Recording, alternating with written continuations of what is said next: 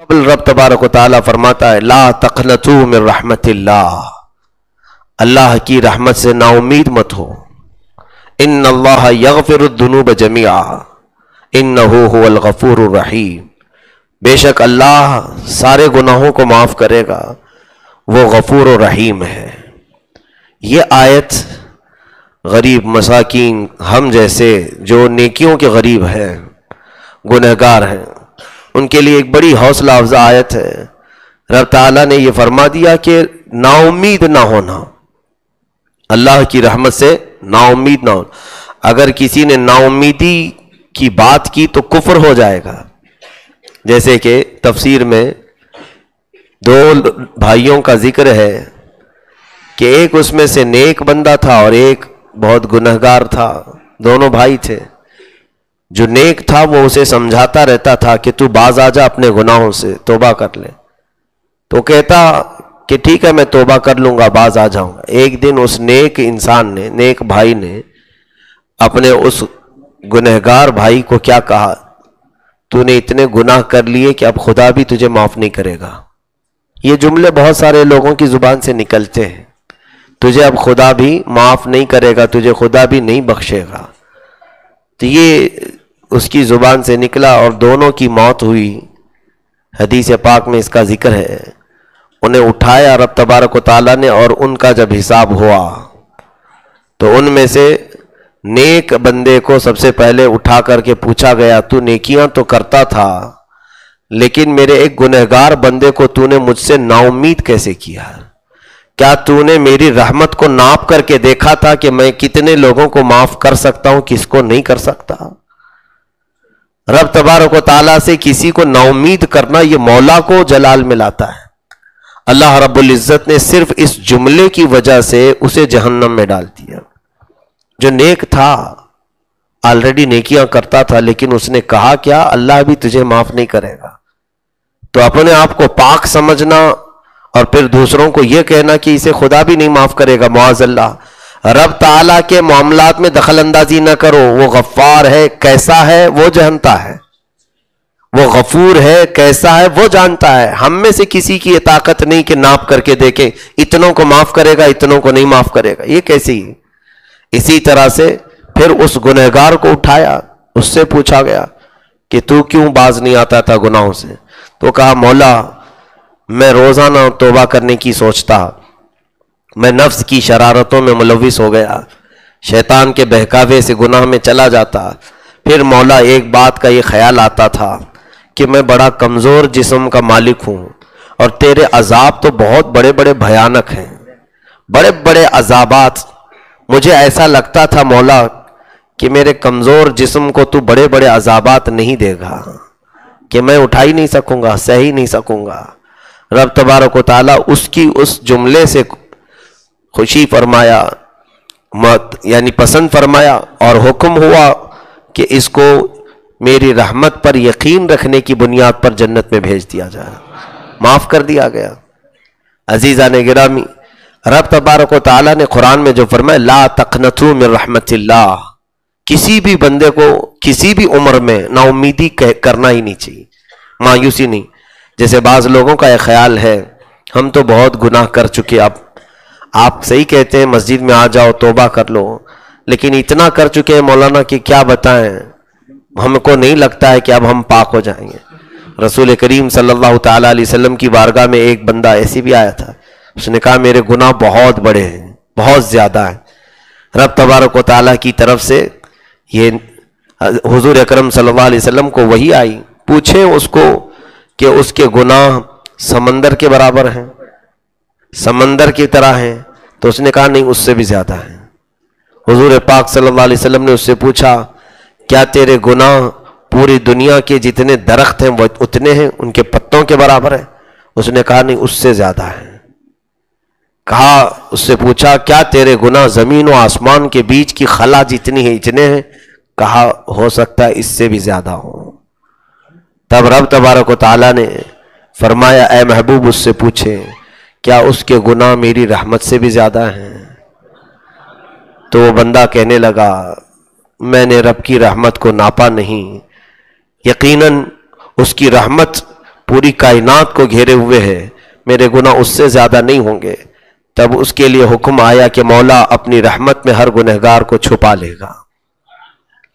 رحمت خداوندی، اللہ کی رحمت کتنی ہے، وسعت رحمتی کل شیء، اللہ تو فرماتا ہے قرآن پاک میں ہر چیز کو میری رحمت نے گھیر لیا ہے۔ اگر اللہ کی رحمت نہ ہوتی تو کوئی ماں اپنے بچے سے محبت نہ کر رہی ہوتی۔ ماں جو اپنے بیٹے سے پیار کرتی ہے، محبت کرتی ہے، اس کے دل میں جو رحم کا مادہ ڈالا ہے، یہ اللہ کی رحمت ہے، رب تبارک و تعالیٰ کی رحمت کا حصہ ہے۔ ہم آپس میں ایک دوسرے سے بغیر جھگڑے ہوئے جو صحیح سلامت محبت کے ساتھ رہتے ہیں، اس میں اللہ تعالیٰ کی رحمت ہے۔ اور اسی طرح سے ہمارے لیے رحمت کے اگر حصے میں آپ کو گناؤں، اللہ تعالیٰ کی رحمت کا ایک حصہ ہے کہ ہم پر آسمان کو معلق رکھا ہے، گرنے نہیں دیتا۔ کہیں آسمان کا کوئی پلر دیکھا آپ نے، ستون دیکھا ہے؟ بغیر ستون کے اس آسمان کو قائم رکھا ہے، کسی کے سر پر گرنے نہیں دیتا، یہ اس کی رحمت کا حصہ ہے۔ زمین کو اس نے پانی پر بچھا رکھا ہے لیکن کبھی ڈولتی نہیں ہے، ہمارے لیے مضبوط ہے، جہاں چل رہے ہیں قرار ہے اس کے اندر، یہ اللہ کی رحمت کا حصہ ہے۔ فرمایا گیا کہ اگر آسمان سے بارش کو چھوڑ دیا جائے، دروازے کھول کر، پوری دنیا بہہ جائے گی۔ پھر ہوتا کیا ہے؟ فرمایا کہ ایک ایک بوند کو ایک ایک فرشتہ نیچے لا کر رکھ کے جاتا ہے جب بھی بارش ہوتی، تاکہ بندوں پر ہلاکت نہ آ جائے۔ اگر وہاں سے برسا دیا جائے پریشر سے، سب بہہ جائیں گے۔ میرے عزیزو، یہ رحمت کے حصے ہیں اللہ رب العزت کے، جو دنیا میں ہم دیکھ رہے ہیں۔ اس کے علاوہ ہمیں وقت پر بھوک کا احساس ہونا، کیا تمہارے کنٹرول میں ہے یہ؟ جب چاہو تمہیں بھوک لگ جائے، یہ قدرت خداوندی کا نظام ہے آپ کے اندر۔ کئی تو ایسے ہیں جن کو بھوک لگتی نہیں، وہ بیماری الگ ہے۔ یعنی ہم کو وقت پر بھوک لگنا، ہمارے آرام کے وقت نیند کا آنا، یہ اللہ کی رحمتوں میں سے ہے۔ یہ تمام چیزیں اس کی رحمت ہے ہم پر، اور نعمتیں ہیں اس کی۔ اب اس کے علاوہ سنیے، روایت میں موجود ہے، اللہ رب العزت نے فرمایا کہ اللہ کی رحمت کے 100 حصے ہیں۔ اگر اللہ کی رحمت کے 100 حصے، دنیا میں جو کچھ بھی تم رحمتیں دیکھ رہے ہو اللہ کی، یہ ان 100 میں سے صرف ایک حصہ اللہ نے ظاہر کیا ہے، اور باقی 99 حصے قیامت کے دن کے لیے رکھا ہے۔ رب رحیم ہے، اسی لیے سورہ غافر کی شروعات ہی ہوتی ہے غافر الذنب وقابل التوب، وہ گناہوں کو بخشنے والا ہے اور توبہ کو قبول کرنے والا ہے۔ ہاں، اللہ رب العزت نے اپنی رحمت کے بے شمار ہمیں حصے یہاں پر دنیا میں عطا کیے ہیں۔ اب یہاں سے بعض وہ چیزیں بھی میں عرض کروں کہ اللہ تبارک و تعالیٰ کی رحمت کو بندوں نے محسوس نہیں کیا، جبکہ کائنات میں اللہ تعالیٰ نے گنہگاروں کو معاف کرنے کے اتنی مثالیں ہمیں بیان فرمائی، قرآن پاک میں بھی، احادیث رسول میں بھی، کیسے کیسے بڑے سرکش تھے، گنہگار تھے، عیسیاں شیار تھے، کبھی کبھار تو معاف کر کے اتنے اوج پر پہنچایا کہ انہیں اپنی ولایت کا مقام عطا کیا۔ تو لا تقنطوا من رحمت اللہ، اللہ کی رحمت سے نا امید مت ہو۔ جو بات میں کہنے جا رہا تھا وہ یہ تھی، بعض لوگوں کی یہ جو شکایت ہے کہ ہم بہت غلط کاموں میں پڑے رہ گئے، اب پتہ نہیں ہم صحیح ہو پائیں گے یا نہیں۔ ایسا خیال بھی نہ آنے دیں، بلکہ یہ خیال شیطانی خیال ہے۔ شیطان تمہارے دماغ میں یہ ڈالتا ہے کہ تم اب بہت گناہ کر چکے ہو، کائے کو توبہ کرو گے، چھوڑو جیسے ہیں ویسے ہی رہنے دو۔ اور کبھی کبھار کیا ہوتا ہے، توبہ کر کے بندہ صحیح ہونے لگتا ہے تو اس کو کچھ زیادہ مشکلات اور پریشانی آنے لگتی ہیں۔ جب آوارہ تھا تو کوئی کچھ بولتا نہیں تھا، جب سدھر گیا تو تانے بہت دیتے ہیں، اچھا ہو گیا تو اسے ٹوکا بہت جاتا ہے، تو ایسا ہے ویسا ہے۔ تو ابلیس لعین اس کے دماغ میں خیال لاتا ہے، ارے وہی زندگی اچھی تھی، پہلے کی زندگی، اس میں تو خوش تھا، کوئی کچھ بولتا ہی نہیں تھا۔ یہ کیا ہے کہ اچھا ہونے کی کوشش کر رہا ہوں تو ہر کوئی ٹوک رہا ہے۔ میرے عزیزو، اب تمہاری یہاں پر ایمان اور تمہارے استقامت کا امتحان شروع ہوتا ہے، تمہارے ایمان کا یہاں سے امتحان شروع ہوتا ہے۔ جب تم اپنے آپ کو تبدیل کرتے ہو تو ایسے خیالات اگر آنے لگیں کہ پہلے والی زندگی اچھی تھی، تو فوراً اعوذ باللہ من الشیطان الرجیم پڑھیں کہ یہ شیطان کی طرف سے خیال آ رہا ہے۔ ورنہ رب تبارک و تعالی تمہیں اپنے قریب بلانا چاہ رہا ہے، اس کی رحمتیں تمہارے انتظار میں ہیں۔ آپ اندازہ کریں اللہ رب العزت نے ہم پر جو رحم فرمایا، کس حد تک رحم فرمایا جانتے ہیں؟ پچھلی امتوں کے لیے ایسا تھا کہ وہ مرنے سے کئی سال پہلے توبہ کر لیں تو ٹھیک ہے، نہیں تو ان کو عذاب میں گرفتار کر لیا جاتا۔ یہ میرے آقا صلی اللہ تعالیٰ علیہ وسلم نے مہلت مانگی رب تعالیٰ کی بارگاہ، مولا میری امت کو توبہ کے لیے مہلت عطا فرما۔ تو ایک روایت میں ملتا ہے کہ اللہ رب العزت نے فرمایا اے حبیب، آپ کی امت موت سے 1 سال پہلے اگر توبہ کر لے تو میں ان کی گناہ معاف کر دوں گا۔